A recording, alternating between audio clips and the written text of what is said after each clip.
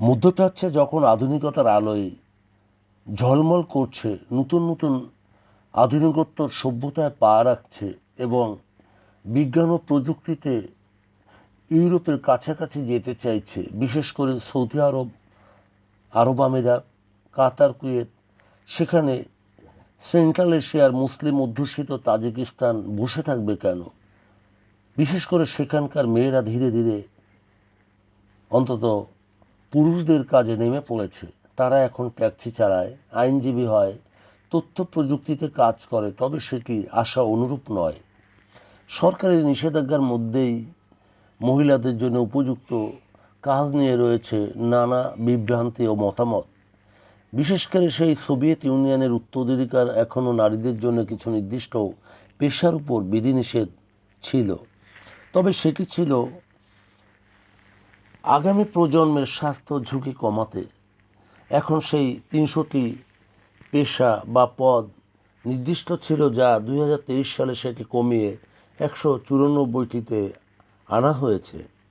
তা সত্ত্বেও সাহসী তাজিক মেয়েরা অনেকেই অনেক ক্ষেত্রেই কাজ করেন। তারা বিমা, ছুটি বা পেনশন সুবিধা পান না, কারণ আইনগতভাবে সেসব পেশা মহিলাদের জন্য অনুপযুক্ত এবং বিধিনিষেধ আরোপিত।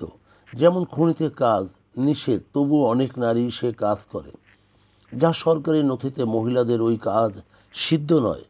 অনেকের বা অনেক প্রত্যন্ত গ্রামের মহিলারা সেসব কাজ করে, তবে তাদের খাতা কলমে অন্য কাজ, যেমন ঝাড়ুদার, বার্তাবাহক, অর্থাৎ অন্য পেশায় নাম লেখাতে হয়।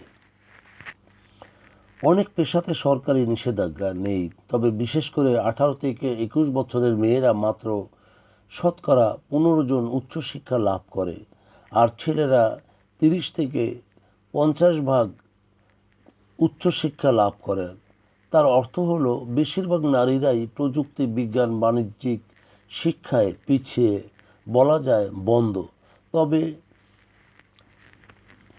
বিভিন্ন গবেষকদের মতে শতকরা 26 জন নারী কারিগরি বিষয়ে কাজ করে থাকে, তবে 69% নারীর কোনো কাজ নেই সেখানে।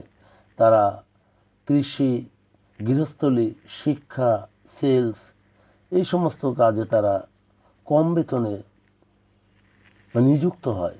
জমি চাষ, বাস বা কাজে 61% নারী কর্মী, তবে পুরুষদের তুলনায় সেখানেও কম বেতন দেয়া হয় বা কম আয় করে থাকে।